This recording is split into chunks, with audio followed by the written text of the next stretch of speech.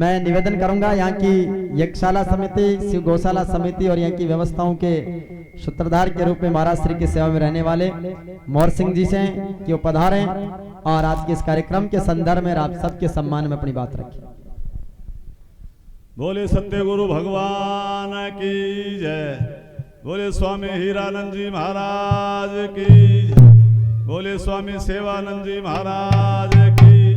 बोले ब्रह्मलीन मामंडलेश्वर भजनानंद जी गिरी महाराज की। बोले कर्मानंद जी महाराज की। हमारे बीच में पधारे हमारे राजस्थान सरकार के कृषि मंत्री डॉक्टर प्रभुलाल जी सैनी साहब, भारतीय किसान संघ के राष्ट्रीय महामंत्री भाई बद्रीलाल जी चौधरी साहब, देवली पंचायत समिति के पूर्व प्रधान और वर्तमान उपाध्यक्ष पंचायत राज प्रकोष्ठ राजस्थान उदयलाल जी गुजर साहब, और स्टेज पर विराजमान सभी हमारे बीच में पधारे भामाशाह सीताराम जी पोसवाल साहब, नादान जी, दिलराज जी, हमारे मूर्तिकार अशोक जी और सभी भक्तगण, माताओं और बहनों, बड़े खुशी की बात है आज हमारे गुरु महाराज उनकी नूतन मूर्ति का प्राण प्रतिष्ठा हुई है और उस अवसर पर आप सब भी आए हैं।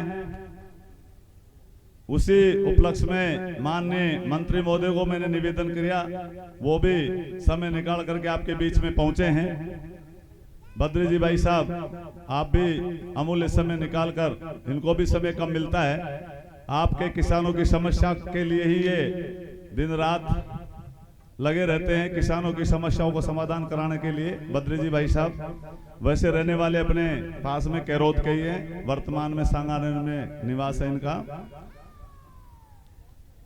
भक्तों, बड़े खुशी की बात है, मैं एक निवेदन करना चाहता हूं, थोड़ी सी हिस्ट्री मंत्री जी के सामने रखना चाहता हूं। बद्री जी भाई साहब तो जानते हैं यहाँ के बारे में सारी, वो मेरे से पहले जुड़े हुए यहाँ से। महाराज एक गरीब किसान के घर में पैदा हुए थे और उन्होंने ज्यादा पढ़ाई नहीं की, दूसरी तीसरी क्लास तक शिक्षा ग्रहण की, दूसरी या तीसरी क्लास। आप बड़े होने के बाद में पढ़ाई छोड़ करके और बकरियां चराने लग गए। आपका वो कोई बीज में ऐसा संस्कार था कि शुरू से आपकी लगन संत महात्माओं के पास बैठने की थी और उस लगन के साथ ही धीरे धीरे आप भजन गाने लग गए, भजनों में आपकी रुचि चली गई और उन रुचि को लेकर के आप कोठियारी जी एक संत थे जिलाई में, उनके संपर्क में आए और कोठियारी जी से निवेदन किया कि मुझे भी इस मार्ग में आगे बढ़ाओ। कोठियारी जी ने उनसे निवेदन किया महाराज श्री से कि मैं आपको एक ऐसे संत से मिलाऊंगा, वो संत ही आपको आगे बढ़ा सकते हैं, मेरा बस का रोग नहीं है, आप तो मेरे से ज्यादा जानते हो। वो भी जिलाई के रहने वाले थे, गुरु महाराज भी जिलाई में पैदा हुए थे, वहां के रहने वाले थे। कोठियारी जी ने महाराज हीरानंद जी से आपका संपर्क कराया, गुरु महाराज हीरानंद जी महाराज के संपर्क में आए और ऐसी रुचि जागृत हुई, कहां जिलाइर कहां हर भाव था। सारे दिन बकरियां चराते, शाम को बकरियों को घर बांध करके खाना खा करके और घर वालों से कि मैं सोने जा रहा हूं बकरियों के पास में, और रवाना होते हर हर भाव तक पहुंच जाते पैदल पैदल, कितनी दूर था देख लो आप। और वहां 3:30 बजे तक भजन करके, 3:30 बजे स्नान करके, आरती आहुति करके और सुबह 5 बजते बजते या 5-6 बजते बजते वापस जिले में आकर के और अपना काम संभाल लेते थे। कितनी रुचि थी उनके। उसी रुचि का परिणाम का आपने गृहस्थी में रहते हुए आत्मक साक्षात्कार गृहस्थी में रहते हुए प्राप्त कर लिया और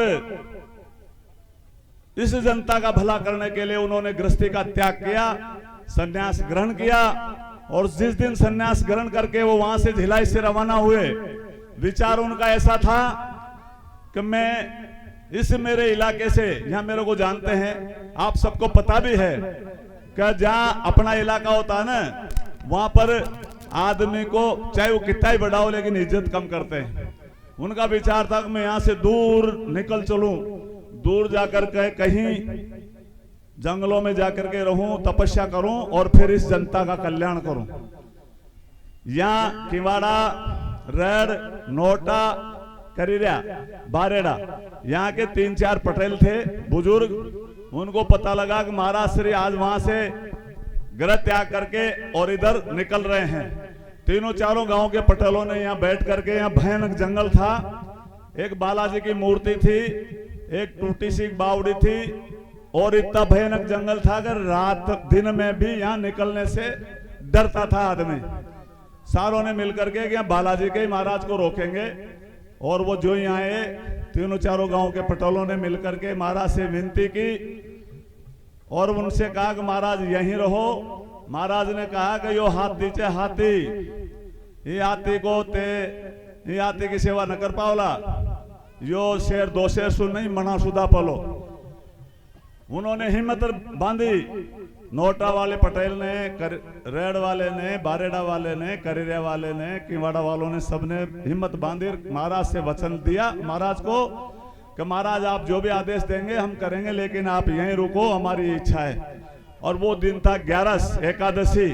एकादशी को महाराज यहाँ आए, उनको यहाँ रोका गया और एक नीम का पेड़ था और कुछ भी नहीं था, भयानक वीरान जंगल था। आज देखो उनकी तपस्या का ही प्रभाव है, उनकी सत्ता का ही प्रभाव है, कितना विशाल रूप ये आश्रम ले चुका है, कितना ये भयानक जगह कितनी रमणीक बन चुकी है, ये सब आपके सामने है।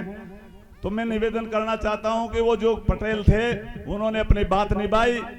हर 11 को यहाँ जागीना कायम किया गया, उस जागीने में भंडारा की व्यवस्था की गई, रोजाना भंडारा चालू किया गया और देख लो वो तब से वो भंडारा अनवरत आज भी चल रहा है। कोई भी बाहर से यहाँ यात्री आता है, उन सबको चाहे रात में आए चाहे दिन में आए, उनको भोजन मिलता है यहाँ पर तब से ही।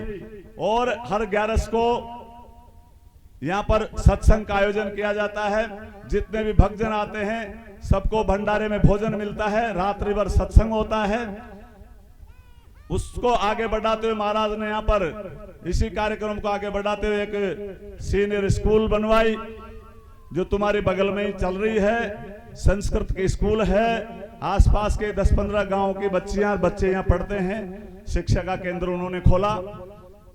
उसको आगे बढ़ाते हुए आपने गौशाला चालू करवाई, गायों की दशा देखी और गौशाला चालू करवाई खुद के पैसे से। आज भी खुद के पैसे से गौशाला चल रही है, भगत लोग देते हैं चारा पानी थोड़ा सा, और उससे ही गौशाला का सारा कार्य सुचारू चल रहा है। आपने यहां पर जो बिल्कुल अनाथ हैं, गरीब हैं, उनके लिए हमेशा भंडारा चालू रखा। महाराज के यहाँ कम से कम 50-60 आदमी तो बुजुर्ग आराम से यहीं रहते हैं, यहीं नहाते हैं, धोते हैं, भजन करते हैं और भोजन करते हैं। एक वृद्धाश्रम के रूप में भी उन्होंने इसको चलाया। महाराज का आदेश भी था सभी को कि तुम ये कुरीतियां हैं उसको छोड़ो, अपने जीवन को मोड़ो और जीवन में शिक्षा को बढ़ाओ, बच्चे बच्चियों को शिक्षा दिलाओ। शिक्षा ही से ही तुम्हारा विकास हो सकता है, शिक्षा से आपका विकास होगा। ये आपको जगह जगह संदेश देते थे। महाराज श्री ने जगह जगह गांव में जाकर के, इतना ज्ञान था गांव में, आप बुजुर्ग लोगों को पूछना कई तरह के पंथ, कई तरह के भ्रम डाल करके आदमियों को बहका करके और उनसे पैसा ऐठा जाता था। महाराज ने जगह जगह रात रात में 5-5, 7-7 रात तक कंटिन्यू सत्संग करते हुए सबको जगाया, भ्रम से निकाला, अज्ञान से निकाला, ज्ञान की ओर मोड़ा और सबका भ्रम दूर किया। लाखों परिवारों को जो दारू से डूब रहे थे दारू छुड़ा करके उन्होंने और लाखों परिवारों को बचाने का कार्य किया, जो आप सबके सामने। यहाँ भी कम से कम आधे आदमी तो दारू पीने वाले थे, जो आज सुधर करके और यहाँ महाराज की सेवा में है। महाराज श्री का देखो 11 को यहाँ आए थे, 11 का ही जागरण फिक्स किया, 11 को ही उन्होंने शरीर छोड़ दिया और 11 के दिन उनका भंडारा हुआ। और उसी उपलक्ष्य को आगे बढ़ाते हुए ये समिति 11 के दिन ही 11 कुंडों का यज्ञ करके और उनकी मूर्ति स्थापना आज आप सबके माध्यम से की गई है। मैं ज्यादा समय न लेते हुए बस इतना सा कि मैं इतना सा कि निवेदन करूंगा। महाराज आप सबको पता होगा, इसी जगह से गुरु पूर्णिमा के दिन उन्होंने आखिरी वर्ड तुम्हारे सामने यहाँ गुरु पूर्णिमा के दिन बोला था। मैं निवेदन कर रहा था जो डोलियों पे बैठे हुए थे, भाई नीचे उतरो बैठो, वो सुने नहीं। महाराज ने माइक लिया, सबको कहा था अरे कहो गुरु कोई वचन से कोई बोल रहे हो जो उस वचन न मानो। अरे बार तो मैं कह दिया था ना अगली गुरु पूर्णिमा कौन खोगो, और वाकई भाई बात हो एक दूसरी गुरु पूर्णिमा का अपना बीच में वह नरिया। उनका संदेश है कि आप दारू, मीठ, जुआ, झूठ, चोरी, ये अबक्ष्य भोजन, दूसरे से ईर्ष्या करना, घृणा करना, दूसरे की चुगली करना, ये सब आपको छोड़ना पड़ेगा। इसको छोड़ो और आगे बढ़ो, तभी जाकर के आपका जीवन सफल होगा। बच्चे बच्चियों को शिक्षा दिलाओ, चाहे तुम रोटी एक टाइम खा लो, लेकिन उस पैसे को उसका सदुपयोग करो, बच्चे बच्चियों की पढ़ाई में खर्च करो। बच्चे बच्चे पढ़ेंगे, शिक्षा ग्रहण करेंगे, बड़ी बड़ी सीटों पे बैठेंगे, आपके परिवार का, आपके गांव का, आपके समाज का, आपकी तहसील, जिले और आपके राज्य का नाम रोशन करेंगे। यह उनका संदेश था, उसी को हमको आगे बढ़ाना है।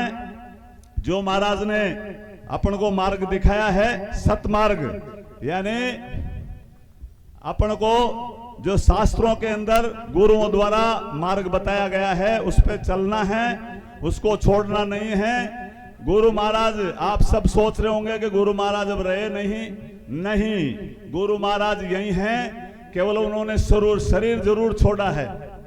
वो शरीर से आपको दिखाई नहीं देंगे, लेकिन अब वो आज समाधि में स्थापित हो चुके हैं, आपको मूर्ति के रूप में भी दिखाई देंगे। वैसे वो आप सबके घट घट में विराजमान हैं। और ये जो सारा खेल 9 दिन से चल रहा है, आपको कोई कार्यकर्ता नजर आ रहा है कि भाई फला कार्यकर्ता इसको चला रहा है? ये गुरु महाराज की सत्ता का ही खेल है। अपने आप 9 दिन से यज्ञ चल रहा है, यहाँ सत्संग चल रहा है अनवरत रात और दिन इस जगह पे, उधर भोजन चल रहा है रात और दिन, और उधर यज्ञ में हवन चल रहा है। आज पूर्णावती के अवसर पर हमारे बीच में हमारे राजस्थान के लाडले कृषि मंत्री डॉक्टर प्रभुलाल जी हमारे बीच में समय देकर के आए हैं। समिति की तरफ से, आश्रम की तरफ से मैं आपका हार्दिक अभिनंदन करता हूं और आशा करता हूं कि आपका आशीर्वाद इस आश्रम पर, समिति पर